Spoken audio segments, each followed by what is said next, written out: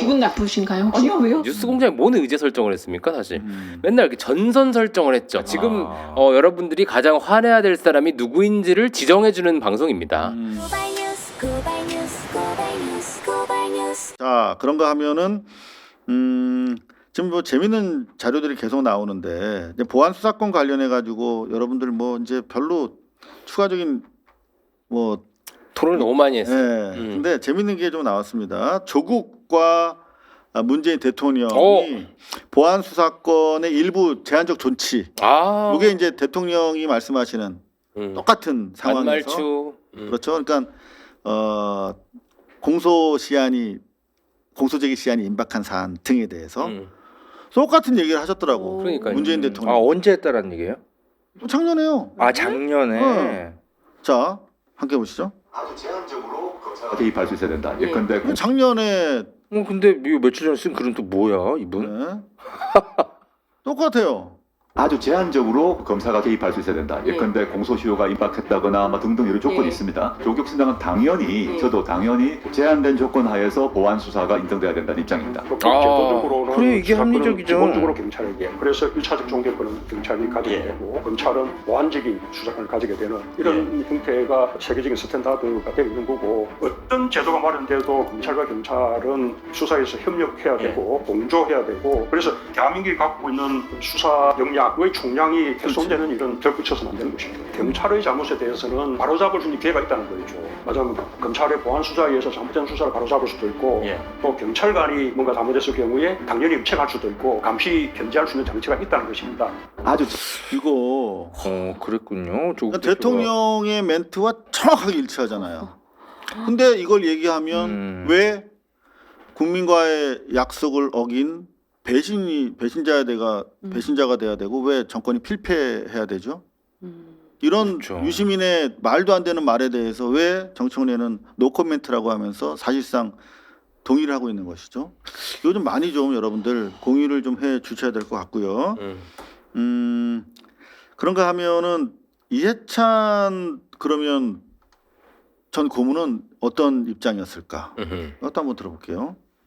저는 이해찬 정신을 따르겠다, 뭐 계속 무슨 정신을 따르겠다고 정청래 대표가 얘기를 하시는데 이해찬 대표가 그럼 검찰 개혁에 대해서 어떤 얘기를 하셨는지를 좀 찾아봤어요. 근데 이해찬 전 대표가 대표 당시에도 검찰 개혁 열심히 했는데 그때는 검찰 개혁에 더해서 경찰 개혁까지를 얘기하시고 경찰의 분리라던가 다양한 이제 그 수사기관과 검경 수사권 조정에 대해서 큰 그림을 가지고 얘기를 하셨거든요. 그러니까 이게 이제 대통령이 계속 주장하시고 당부하고 우려하고 있는 거대화된 공룡 경찰에 대한 견제책 그거 아닙니까? 그러니까 이해찬 고문의 평상시 검찰 개혁과 관련된 우려도 정확하게 일치하고 있는 것이죠. 그러니까 그럼 우리 아까 그 문재인 전 대통령이나 조국 대표 얘기를 들어보면 불과 얼마 전까지 저기 진보 진영, 민주 진영의 검찰 개혁 안에 보안 수사권이 그게 핵심이 아니었어요. 아니었어요. 수사 기소 분리가 핵심이고 그 수사 개시권도 뺐고 그게 핵심이었단 말이에요. 그럼요. 근데 어느 순간 갑자기 에스컬레이팅 된 겁니다. 갑자기 확장이 된 거예요. 그리고 주말 중에 보면은 뉴스공장 쪽에서 마치 보안 수사권 철폐가 대통령 공약이었던 것처럼 호도하는 방송을 하고 있더라고. 그 누가 했다고 그러면 또 나보고 공격했다고 할 테니까 거명은 안 하겠는데 뉴스공장 쪽에서 그러고 있다니까요. 그러니까 그분들 입장에서는 계속 조건을 늘려나가는 방식입니다. 이걸 해야 검찰 개혁이다. 저걸 해야 검찰 개혁이다. 그럼 안 끝나죠 영원히. 맞아요. 그리고 그 안 끝나야 본인들이 먹고 살 꿀단지가 유지가 되니까. 그러니까. 더 센 거, 그게 도파민 장사하는 거예요. 지금 검찰 개혁 말고는 장사할 거리가 없는 거예요. 없고요. 그 소위 제가 이제 좀 모질게 말씀드리지만 운동권 그 출신 분들이 그런 권력 투쟁, 내부 조직을 장악하는 투쟁 말고는 할 줄 아는 게 없습니다. 그러니까 이게 먹고 사는 문제나 너무나 진짜 가슴 아프도록 뼈저린 얘기인데 그러니까 사회문화적 이슈나 이런 거에 대해서는 이제 전혀 토론이 안 되고 그저 권력 구도, 저 악마가 있어야 돼, 투쟁하고 있어야 돼. 타도하고. 근데 그걸 이재명 대통령이 안 하겠다고 나온 거니까 저 같은 애들도 이재명 촉법이 된 거예요. 그러니까 그런 아주 귀한 기회를 살려야 되는데 맞습니다. 오히려 민주당 내부에서 이분들을 뒷다리 잡고 있는 게 얼마나 답답하고 그러니까 막 정규재 선생님 같은 분도 그분들을 공격을 하는 거야, 비판을 하잖아요. 민주당이 좀 바로 설라 그러는데 뒷자리 잡고 있다고. 생산적 논의 나라를 키우고 파일을 지금 키우는 생산적 논의가 필요한 시점에서 결국은 또 맞습니다. 저 진짜 이 말에 크게 공감이 되는 게 제 개인적 경험을 얘기하자면 네, 좋아요. 저는 요즘 김상국 울산시장의 쇼츠와 페북 글 보면서 힐링하거든요. 이 내부 진영 안에서 막 다툼이나 유시민 씨의 온갖 그 논평 살펴 막 스트레스 막 받고 있다가 김상국이 일 너무 잘하고 있거든요. 울산시에서 여전히 예, 막 적폐들과 맞서 싸워가지고 울산 시민들이 얼마나 행복하겠어요. 근데 막 스트레스 받다가 김상국 SNS 보면서 힐링을 느껴요. 그러니까 그건 뭐냐면 결국 국민들은 이런 짜잘한 거 갖고 막 싸우는 거가 중요한 게 아니고 일 잘해서 우리 국민들을 어떻게 행복하게 하고 문제들 잘 해결하고 사실 이런 거 보면서 희망을 보면서 아 그래 민주당에서 뽑아줬더니 일 잘하네 이게 결국 총선 승리로 이어지는 거 아닐까요? 아니 김상국 보면서 제가 힐링하고 있는데 저만 그럴까요 과연? 그러니까 기본적으로 자기의 어떤 방금 말씀하신 것처럼 정치적 이익을 위해서 분쟁이 필요해. 그리고 그 분란을 통해서 자기 존재감, 목소리를 키우면서 존재감을 부각시키면서 자기의 당에 대한 그립을 계속 유지하는 거. 그게 전형적인 이제 운동권의 투쟁 논리인데 생산적이지 않잖아요. 지금 대통령이 네. 해야 될 일, 함께 우리가 풀어야 될 과제가 산적해 있는데 지금 뭐 청와대가 지금 안 보여요. 대통령이 지금 보이지 않습니다. 그러니까 상당히 큰 문제죠. 그런 식의 정치 그 관행의 문제는 진영 내에서 더 세게, 더 자극적으로 얘기하는 사람들이 더 득세하기 마련이고, 근데 문제는 진영 내에서는 그렇게 환호받지만 그걸 지켜보는 중도층 무당파들은 그 별로 좋아 보이지 않아요. 네. 그렇죠. 근데 그럼 선거에 지는 거예요. 관심이 없어져요. 맨날 민주당은 싸우기만 하고 짜증 나는 거야. 모질게 얘기하는 사람들만 득세하고. 그러니까요. 자, 방금 우리 소개해드린 대로 이해찬 고문 역시도 대통령과 검찰개혁 생각의 궤를 같이 했는데 그 생각만 자기가 무슨 뭐 다 정신을 이어간다고 하면서 실제로 다른 행동을 하고 있어요. 문재인의 정신, 노무현의 정신, 이해찬의 정신을 이어간다고 하면서 사진 찍는 정치를 계속하고 있습니다. 이게 뭐냐면 이해찬 총리 배우자 김정옥 여사님이신데 사진을 찍고 후원회장을 또 부탁을 했다는 거예요. 사진 찍는 정치. 아니, 그러니까 적통이잖아요 계속. 지금 누가 NL 출신들 아니랄까 봐 백두혈통 따지는 거예요 자꾸. 자, 저희가 지금 오늘 장르만 여의도에서 최민희 의원이 나와가지고 또 보안수 사건 이슈 가지고 제대로 설명도 못하면서 또 한바탕 하고 갔습니다. 근데 이것도 짚을 부분이 좀 필요한 것 같고요. 여론조사 꽃에서도 결국은 보안수 사건 폐지 반대가 우월하게 나오는 그런 전반적인 여론 추이도 여러분들 좀 보셔야 될 것 같고 기타급 논의도 좀 있습니다. 그래서 광고 뒤에 저희 돌아올게요. 가장 중요한. 네, 광고 여러분들 감사합니다. 우리 이석현 평론가 출연에 힘입어서 광고가 하나가 들었어요. 두 개가 오늘 광고가 나갑니다. 감사합니다. 자, 먼저 보안수 사건 관련해서 여론 나온 거 좀 확인해드리고 넘어갈게요. 일단 장르만 여의도 핵심 장면 잠깐 보고 넘어가시겠습니다. 민주당이 그랬습니다 지금까지. 근데 뭐 당도 생물인데 뭐 바뀔 수 있죠. 당은 생물이 아니죠. 여론이 보안수 사건 일부 존치에 대해서 이제 돌아섰고 딴지일보도 확인해 드릴게요. 먼저 여론 조사부터 보죠. 여기 보시면은 보안 사건 검찰의 보안 수사권에 대한 다음 두 주장 중 어디에 더 공감하십니까? 여기 보시면은 56%, 56.9%. 딴지 게시판에서조차 이 여론조사 꽃의 결과를 믿을 수 없다며. 믿을 수 없대요? 지금 비토 직전입니다. 코어가 감수 분열하고 있군요. 네, 그리고 여기 보시면은 요거는 이제 한국 갤럽이 조사한 바에 따르면은 61% 61% 유지해야 된다 나오고 있고요. 근데 결국 이게 유지라는 게 지금 뭐 완전한 존치를 의미하는 것이 아니라 제한적 대통령이 제안했던 대로 네. 제한적 존치 또는 강화된 보안 수사 요구권 정도로 이제 합의가 될 것인데 어찌 됐든 간에 여론이 이렇게 나오고 있고 갤럽 말고 비전 코리아에서도 55%가 폐지를 반대하고 있다. 그러니까 대체로 55에서 61 사이 그 범주 안에 같이 들어가 있어요. 여론조사 꽃도 제대로 나오고 있는데 문제는 이제 좀 입장 변화가 민주당 안에서도 있잖아요. 그런데 전혀 인정하지 않고 있네요. 그랬습니다. 지금까지. 근데 뭐 당도 생물인데 뭐 바뀔 수 있죠. 당은 여론에 생물이 따라서. 아니죠. 당은 생물이 아니에요? 당이 생물이 아니라 당의 정책 결정이 여론에 따라서 바뀌는 그 거고 말이 그 당은 말이지. 정체성을 가지고 가는 겁니다. 그러니까 그 정체 당이 생물이라는 말은 조금 안 맞죠. 말꼬리 당- 잡는. 뭐가 안 맞아. 이게 말꼬리지. 어? 참. 그 표현이 중요한 게 아니잖아요 지금. 그 말이 그 말이지. 아. 대통령 김대중 대통령께서 정치가 생물이라고 했으면 그 말이 그 말이지. 아 그리고 지지층이나 국민들의 민심에 따라 입장을 변할 수 있는 그렇죠. 거지. 그게 좋은 네. 거지. 그걸 정체성을 버리라는 것도 아니고. 그러니까 말이 안 통하는 거야. 이 신혜원 기자가 얼굴 표정이 지금 일그러지고 있습니다. 당의 정책 정책은 바뀔 수 있습니다. 그렇죠. 그게 생물이라는 거죠. 그렇죠. 당이 추구하는 정책이 바뀐다. 방향성도 바뀔 수 있는 것이고 당의 정책 당원의 결- 요구에 따라서 바뀔 수 있는 것이고. 그게 당원의 요구라면 빨리 폐지하고 넘어가야죠. 지금 폐지를 갑자기 또 하자는 거야.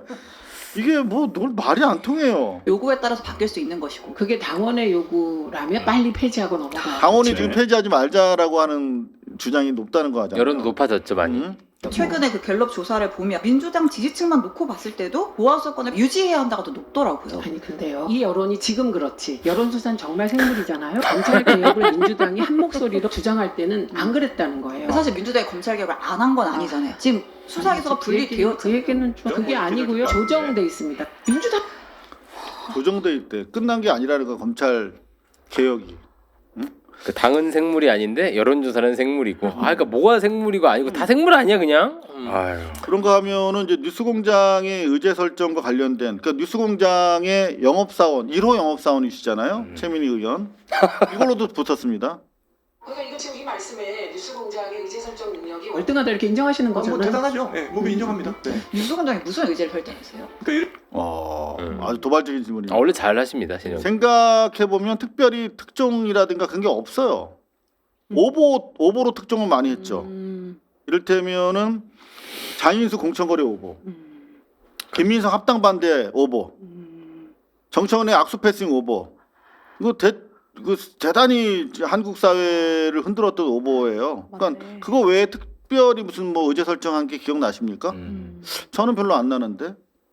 자, 그 얘기를 한 거야 지금 신혜원 기자가. 그러니까 이거 지금 이 말씀에 뉴스공장의 의제 설정 능력이 월등하다 이렇게 인정하시는 거잖아요. 대단하죠. 예, 뭐 인정합니다. 네. 뉴스공장이 무슨 의제를 설정했어요? 그러니까 예를 들면 뭐 그날 어떤 뉴스들이 주로 이제 진보 쪽에서 다뤄질지를 안 보시나 보다. 의제 설정 많이 하시죠. 아니 저도 보죠. 뭐 아니, 의제 설정합니다. 네. 예, 예, 의제 설정하고요. 네. 예, 그리고 난 언론 그 의제 설정 한 걸 얘기해 주면 되는데 자기가 뉴스공장에 지분이 있는 사람처럼 긁힌 입장을 보이는 게 난 이해가 안 가는 거야. 어? 신영 기자 잘하네요. 그러니까 안 다뤘던 거 다 보시고 예, 다 다르고 네. 그래서 네. 거기서 특정도 하는 네. 일도 있고 그렇습니다. 아니, 그거는 이제 보고 있는데 이제 그게 아닙니다. 네. 네. 말씀하세요. 그래서 기분 나쁘신가요? 혹시? 아니요, 왜요? 근데 왜 의제 설정을 나요라고 묻는 건 안 하는데 왜 그렇게 혹시? 그러니까 저는 이제 네. 뉴스공장의 특정도 하고 여러 가지 이야기를 많이 하고 하지만 진보 진영에서 어떤 핵심적인 화두를 던졌다라고 했을 때 뭐가 있었는지 잘 떠오르지 않는다 말씀이시죠. 네. 그죠. 왜냐하면 핵심적인 게 다 가짜 뉴스에 근거했기 때문에. 그렇지. 그리고 이게- 일상적인 그냥 데일리 네. 브리핑이 의제 설정은 아니잖아요. 그렇죠. 저 이제 신문사를 기준으로 하면 신문사에서 사설, 칼럼 다 쓰잖아요. 그러면 그 논설위원들이 현장 기자한테 반드시 전화가 와요. 이런 사안에 대해서 허 기자, 내가 사설을 쓰려고 하는데 너 지금 어디 법원 출입하고 있지, 어디 검찰 출입하고 있지, 이 사안에 대해서 내가 이렇게 쓰는 게 맞을까라고 확인을 하거든요. 그러면 해야지. 현장 기자로서 설명을 해줘요. 논설위원은 현장에 있는 분은 아니잖아요. 전체적으로 그냥 조망하는 분이지만 팩트, 현장에 돌아다니는 팩트에 약하기 때문에 그래서 현장 기자한테 반드시 물어보고 논설과 칼럼의 방향을 정해가요. 그렇기 때문에 의제 설정 기능을 언론은 하는 건 맞습니다. 맞죠. 예, 그거 다 부인할 수 없어요. 그거 잘하는 게 언론사의 능력입니다. 다만 팩트에 근거해야 되는 게 기본적인 저널리즘의 원칙인데 문제는 뉴스공장은 의제 설정을 참 여러 차례 했지만 안타깝게도 현장의 기자가 보고를 하는 내용들이 제대로 전달이 안 되고 있거나 아니면 보고를 무시해버리고 있거나 뭐 자꾸 이상한 의제를 설정하니까 문제가 되는 겁니다. 그러니까 혼란스럽기만 한 거죠. 의제 설정은 하긴 하는데 막상 그것들을 경험을 해보고 수기 과정을 거쳐서 팩트들을 막 조합을 해서 언론계에서 이거 확인해 보면 이 의제 설정 자체가 틀린 거예요. 그런 일이 지금 1년에 몇 번 있습니까? 그러니까 아까 그 JTBC 기자 입장에서는 의제 설정한 게 뭐가 있습니까? 기억에 남는 게 없는 거예요. 왜냐하면 의제 설정을 해서 뭐가 바뀌었거나 뭔가 큰 울림을 줬거나 기자로서 이거는 내가 물 먹은 건데 이거 얘네 잘했네. 칭찬을 한번 한 경험이 있건 기억에 남는 게 없는 거예요. 맞습니다. 그러니까 실제로 뉴스라고 하는 거는 의제 설정을 위한 이야기를 전하는 것이죠. 그래서 사실 저희도 방송하기 전에 오늘은 한 5가지 정도 의제를 가지고 여러분들과 소통을 하고 의미 있게 대화의 소재로 삼아 보시면 좋겠다. 작정을 하고 하는 것이죠. 근데 저는 우리 허지영 기자가 말씀하신 것처럼 기본 의제 설정이 틀렸다. 틀린 의제가 많았다. 그리고 저는 그 오보로 대별되는 틀린 의제만큼이나 더 해악적이라고 바라보는 것은 오도하는 거야. 다른 방향으로 의제를 이끌어 나가는 거. 지금 당장 우리가 우리 사회에 필요한 의제가 뭐지? 라고 했을 때 검찰 개혁 말고도 정말 많은 사회적 의제가 있습니다. 저는 AI와 관련된 의제, 그리고 새롭게 지금 이 부의 편중 문제, 뭐 그리고 우리 사회 교육 문제, 여러 많은 의제들이 그렇죠. 있는데 지금 그냥 매일매일 검찰 개혁 가지고 이걸 뭐 제대로 된 팩트도 아닌 것들이 상당히 섞여 있는 그런 걸로 사실은 우리 사회 의제를 낭비하는 거거든요. 우리가 많은 의제가 동시에 존재하기는 어려워요. 밥상 위에 많은 반찬이 올라갈 수 없듯이. 근데 의제를 독점하는데 잘못된 의제를 설정하거나 오도하고 있다. 이건 상당히 저는 문제다라고 생각하는 부분입니다. 우리가 오보에 대해서는 항상 경각심을 갖는데 기자들이 이걸 오도의 문제도 그렇죠. 경계해야 된다라는 거는 제가 좀 새롭게 좀 인식하게 되네요. 무슨 의제를 제대로 설정했는지도 저는 의제라는 말 아젠다라고 하잖아요. 거기에 대해서도 좀 많이 쳐드리는 거예요. 뉴스공장에 뭔 의제 설정을 했습니까 사실. 맨날 이렇게 전선 설정을 했죠. 그렇지. 좌표 설정, 저놈을 매우 쳐라, 악인을 설정하는 거에 그러니까 죽창 공장이었던 거예요. 그러니까 지금 여러분들이 가장 화내야 될 사람이 누구인지를 지정해주는 방송입니다. 그러니까 뭔가 이 정책 의제라는 건 지금 이런 뭐 그 송파 세모녀 사건이 걱정입니다. 이러면서 그런 단독 보도를 한다든지 이제 그런 게 이제 언론의 의제 설정 기능이잖아요. 근데 이분은 그냥 논평해요. 그리고 또 누가 착한 놈 나쁜 놈인지 정해줍니다. 그렇지. 악마와 교주처럼. 대상을 거기서 교주니까 네, 제사장이니까. 정해주죠. 네. 그러니까 그런 이제 소위 분탕과 좌표, 죽창 뭐 이런 거랑 더 어울리는 거지. 사실 의제 설정도 최민희 의원 앞에 있으니까 신혜원 기자 좋게 말해준 겁니다. 뭐 의제 설정을 한 적 있다고. 실제로 저는 악마화가 가장 좀 큰 패였다라는 생각이 들고 지금 이 순간에도 이제는 그동안은 김민석 뭐 강득구 이런 식으로 한번 원쿠션 매겨가지고 이재명을 악마화하더니 요즘은 노골적으로 이재명을 지금 악마화하는 그런 단계에 노골적으로 이제 진입을 했다는 것이 상당히 우려되는 부분입니다.